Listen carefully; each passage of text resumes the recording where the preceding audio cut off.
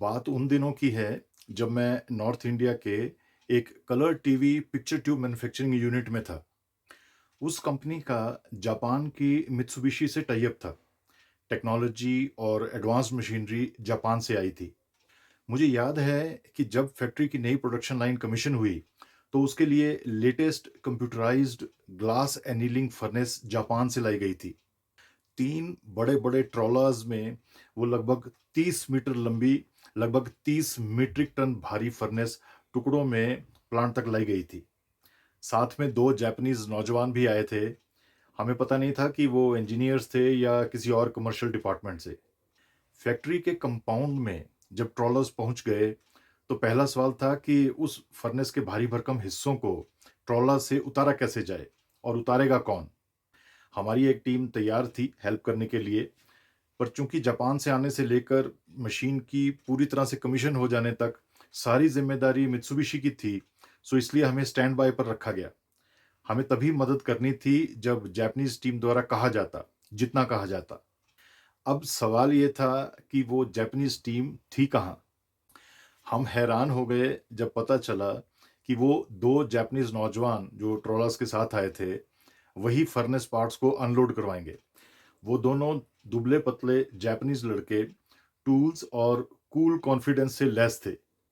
उन्होंने हाइड्रास यानी heavy duty hydraulic lifts को अपने हिसाब से पोजीशन किया, मशीन कंटेनर्स को बांध कर सिक्योर किया और घंटों की मशक्कत के बाद नीचे रोलर्स पर उतारा, अंदर प्लांट में डेजिग्नेटेड जगह तक पहुंचाया और फाउंडेशंस पर अलाइन करके रख दिया। इसके बाद सवाल ये था कि उन पार्ट्स को असेंबल करने कौन आएगा। आफ्टर ऑल वो कई दिनों का स्पेशलाइज्ड मैकेनिकल और इलेक्ट्रिकल काम था, जिसके लिए आमतौर पर एक मैकेनिकल इंजीनियर्स की टीम और एक इलेक्ट्रिकल इंजीनियर्स की टीम की ज़रूरत थी। हम फिर से हैरान हो गए जब पता चला कि मैकेनिकल असेंबली भी वही दोनों करेंगे और इलेक्ट्रिकल कनेक्शंस भी। अगले कुछ दिन असेंबली करते-करते कई जगह सिविल वर्क करना पड़ा, प्लेटफ़ॉर्म्स वगैरह मॉडिफ़ाई करने पड़े, पिट्स रीडिज़ाइन करने पड़े।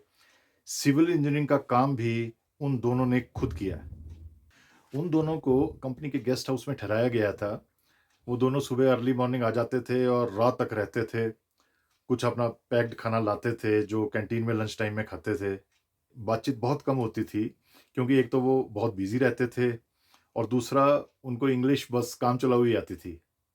जब वो जायंट फर्नेस पूरी तरह से असेंबल और इंस्टॉल हो गई, इलेक्ट्रिकल कनेक्शंस भी हो गए, तो अब सवाल था कि उस फर्नेस की सॉफ्टवेयर प्रोग्रामिंग कौन करेगा? क्या जापान से कंप्यूटर सॉफ्टवेयर इंजीनियर्स भी आ रहे थे? पता चला वो सब भी वही दोनों करेंगे। We all were amazed.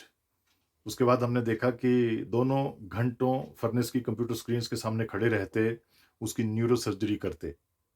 जब वो सब भी हो गया, तो ज़रूरत थी फुल स्केल फर्नेस फायरिंग की, उसको चलाने की। 500 डिग्री सेल्सियस तापमान से भी ऊपर सारी प्रोसेस की ड्राई और वेट टेस्टिंग की। इसके लिए ज़रूरत थी थर्मल और ग्लास टेक्नोलॉजी एक्सपर्ट्स की।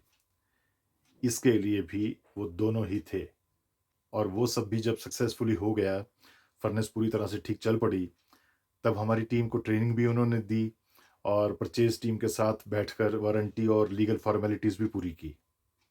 ये सब करके जब वो दोनों फ्री हो गए, तो हमने उन्हें शुक्रिया कहा और ऑफ़र दी कि वो हमारे पास 2-3 दिन रुकें, आस-पास का इलाका देखें।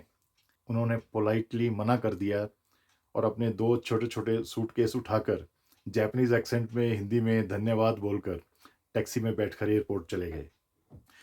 उन चंद दिनों में वो 7 समुद्र पार से आए 2 नौजवान काम के प्रति हमारा नज़रिया बदल गए। हमारे यहाँ अक्सर काम डेज़िग्नेशन देकर किया जाता है। ये मेरा काम नहीं है, ये उसका काम है, ये मेरे लेवल का काम नहीं है, वगैरह। पर हमने देखा कैसे उन दोनों ने हर काम बिना किसी हिचक के किया।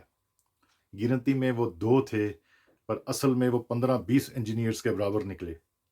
और भी ज़्यादा इंटरेस्टिंग बात ये थी कि उनके लिए लोडिंग अनलोडिंग या सिविल, मैकेनिकल, इलेक्ट्रिकल वर्क या कंप्यूटर प्रोग्रामिंग अलग-अलग काम नहीं थे, बल्कि सबको मिलाकर एक मिशन था, एक ज़िम्मेदारी थी जो उनको पूरी करनी थी, जिसके लिए वो ट्रेन्ड थे और रिलैक्स्ड और कॉन्फिडेंट थे।